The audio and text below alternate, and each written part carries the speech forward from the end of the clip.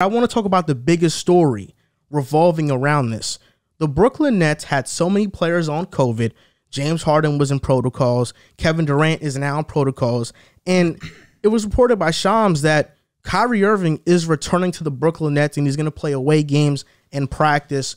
What are your thoughts on this? What does this mean for the Brooklyn Nets? I'll start with you, Riv.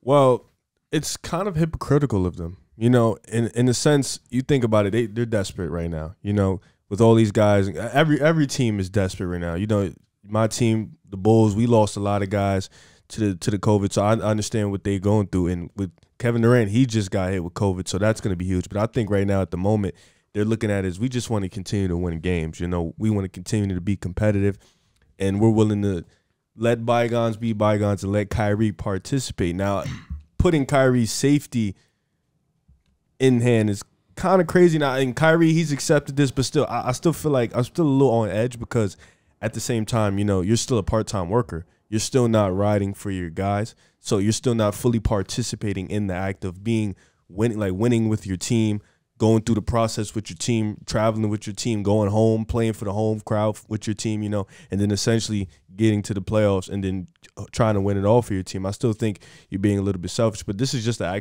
act of desperation for the Nets, and I feel like they're just doing this because right now they're down bad. You know, a lot of these health and protocols is hitting their team, so they're one of the teams that hit bad, and Kyrie's somebody who can save them. And also, if you look at it in this aspect, they can really, for Harden and Kevin Durant, sit them on road games, you know, give them a break, especially Kevin Durant, who's needed it after the couple weeks he's had, the monster performances he's had. He needs a break on the road, so Kyrie can help in that situation too. So it's a win-win, I guess, for them. You know, they need the help, and right now Kyrie just wants to play ball. This is pretty interesting because I wonder if they allowed Kyrie Irving to come back because they had some prior knowledge that Kevin Durant was going to be in COVID protocol. You understand how, like, yesterday we broke the news, or they broke the news that Kyrie Irving was coming back only for road games, but then now this morning we see that Kevin Durant's into COVID protocols. I wonder it's because they don't want to be like or have a Bulls situation, a Bulls type situation where they're going to postpone these games. So now they're going to be on the road. They have the extra player. They have the 8 guys. So now they can actually, you know, get back onto the court.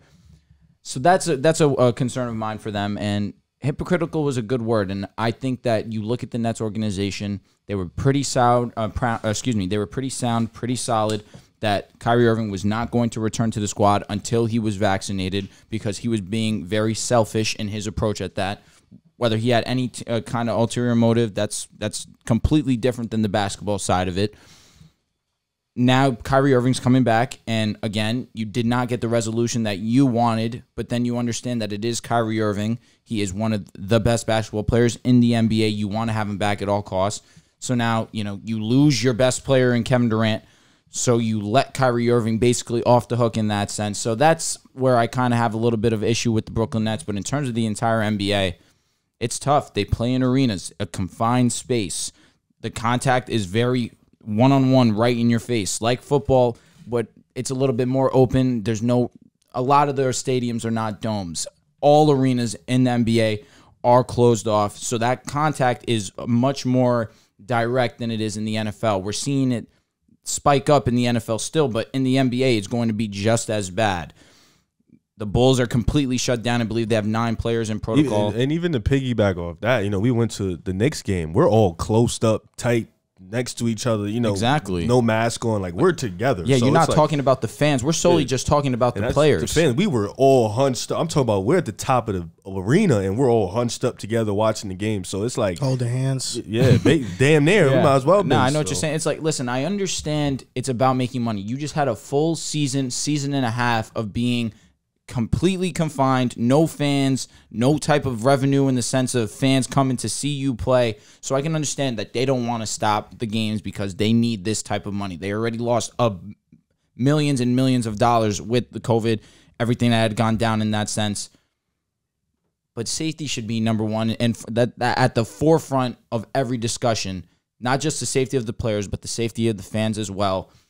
As much as we want to be there, as much as we want to see basketball being played, there's very few things that bring us more joy than watching sports. Health is, you can't do anything without your health. And I feel like that needs to be at the forefront. That needs to be into consideration much more than just basketball. being vaccinated or not being vaccinated becomes such a political thing. Yep. In my family, my brother and my father, they're advocates for getting vaccinated, and they are two people that look down upon people who don't get vaccinated and feel like liberty should be stripped if you're not vaccinated. So I deal with people who feel that way, and they are entitled to feel that way. I personally don't feel that way. I am vaccinated. I recommend people to get the booster shot, but if you don't want to get vaccinated, I am not opposed to that. I think everybody should believe in what they want to believe in. I'm happy this is happening. I'm happy Kyrie is back. The Brooklyn Nets need this. Yeah. He averaged 27 last year, shot 50, 40, 90. Forget about all the politics and all the, stuff about health and safety, even though that's a very important thing.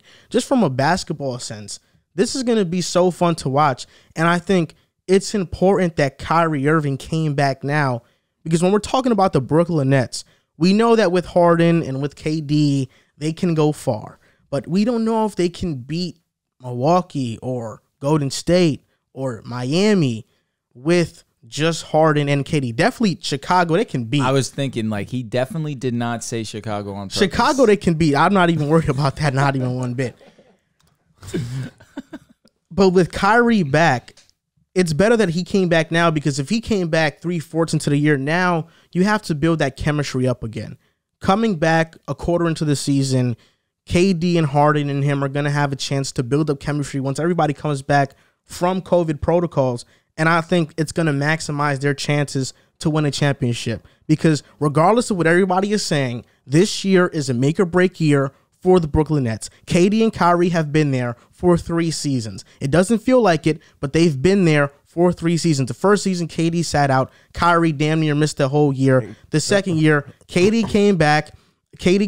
You got Harden in there. You brought in Harden, but the 3 of them never really played on the court. Now, this year's a 3rd year. You started off the year with this Kyrie Irving dilemma. James Harden is due for an extension. He hasn't signed it yet. This is a make or break year for the Brooklyn Nets. And if they don't win a championship, Nets fans and NBA fans are going to look at the team as a major disappointment, regardless of the situations and circumstances that have plagued this team. So getting Kyrie now is the best case scenario for the Nets, and I can't wait to watch Kyrie play. And it's quite ironic that a guy who is unvaccinated, the Nets are going to rely on, and the guys that are vaccinated, the Nets can't rely on because they're in COVID protocols. And a sole basketball standpoint, I'm sorry to cut you off, Riv. I know you want to say something, but in a sole basketball sense, you're 100% right in the terms of if these 3 guys cannot get a championship to Brooklyn, it's a failure. Because all anyone has ever spoken about with this big 3 is that it is the most skillful, most talented big 3 ever assembled together. At the minimum, it's the best big 3 offensively we've ever seen. You have one of the best scorers, if not the best scorer of all time, in Kevin Durant. You have James Harden, who is just a machine in all aspects of his game, outside of defense, but most importantly, his offense. And Kyrie Irving, who's one of the most prolific scorers at the point guard position in NBA history. All 3 of those guys together should be enough to get a championship. I understand that the depth that they have right now doesn't match up to a Milwaukee or the depth of a Miami. But in terms of star potential, star talent, there's no one that's on Brooklyn's level. So it would be inexcusable if they could not get that job done. I know you're not about to defend the Bulls. You don't know what I was going to say. I'd hope it's not that. What I was going to say, because you're losing in 4 with Kyrie there. Losing 5 without him. All 3 of us here before the season started had the Nets as our number 1 team in the East. Wait a minute. First of all, Kyrie and Harden are both free agents at the end of the year. If they decline, which they're probably going to decline because obviously you want more money.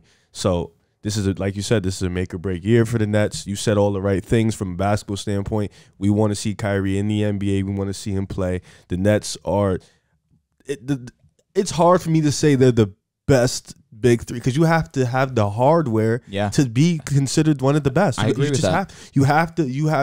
It's not just he's talented. They're together. They're the best. No, you have to have the success. You have to have the hardware. You have to have the winning mentality. So it's hard for me to say they're the best, but no, I'm not defending. I was gonna say, you said in the beginning, KD and Harden, we don't know if we know they can't beat Miami if it's just KD and Harden. We know they can't beat. No, we know. I don't know about Miami.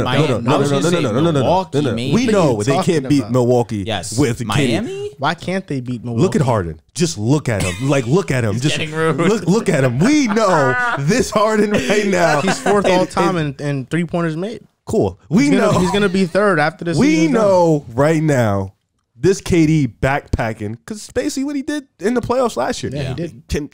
Cannot beat Miami or Milwaukee. Well, KD Why are you backpacking throwing took Miami Milwaukee to into 7. that? Like, I'm not saying that Miami's a bad team by any means. Obviously, defensively, they're like that.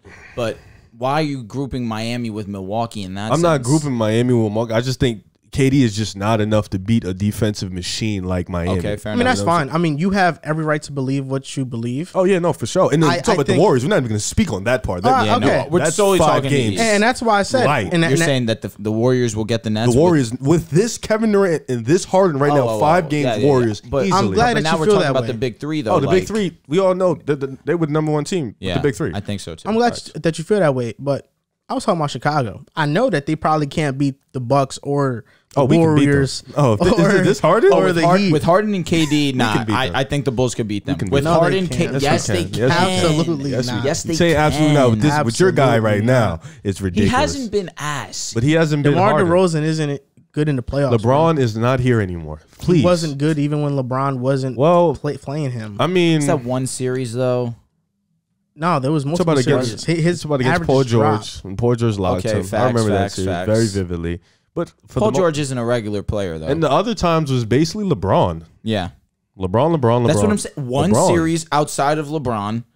And then he played the Heat. I don't remember how good he was in that series. But He's always averaged in every single series at least 20 points. Yeah, and then like under 40% from the field, which is horrible. That is pretty bad. doesn't Harden do that? No, he doesn't. Oh, he do does a that. little bit over? Like 42, doesn't do 41, that. 43? I mean, Don't that's- compare DeRozan ever to Harden. No, bro. but don't you- compare but This no, season, ever. this wait. season's legitimately the only time in NBA, like in history, that Nobody's you can compare comparing. the And two. DeMar's not even better than Harden if you add in playmaking, and rebounding, and all that other stuff. Like, Rebounding, they're the same guy. Come on. Just because one guy rebounds more because he's the big man for the team. Come on, bro. Don't do that. Who's the bro. big man for the team? James Harden is a big man for the team. Are He's you not serious? a big man, but DeMar has big men on his team, bro. Like, it's like, serious? That's a fact. I yeah, understand what you're like saying. DeMar has Oh big my men on his team that gosh. actually gets rebounds, Yes. bro. Like, come on. But Oh, the maybe separator is that- your point would be valid if Harden didn't do it in Houston as well, but like he has a track record. We're talking about right now, though. All right, That but is- we're even- talk- Because Even when we only talk this about Houston season. James Harden, he's a different animal. We're Yeah. talking about right now. Brooklyn James Harden. This guy. his PER is better than DeMar DeRozan still. So like, I don't know what you're The talking about. playmaking's what separates it. That's The really what playmaking it is It definitely adorable. separates it. The It does. playmaking is 1000% adorable. It's Adorable? cute. What the hell? It's awesome. It's incredible. But I know you don't believe James Harden has played better than DeMar DeRozan at this I point. 100% believe It's like, it. bro. Really? Yeah, why Like you wouldn't I watched believe both it? of them play. You truly believe like this is like you really believe. Yeah, Harden has definitely been better than DeMar this year. You think Yeah, so? Harden's worst is DeMar's best.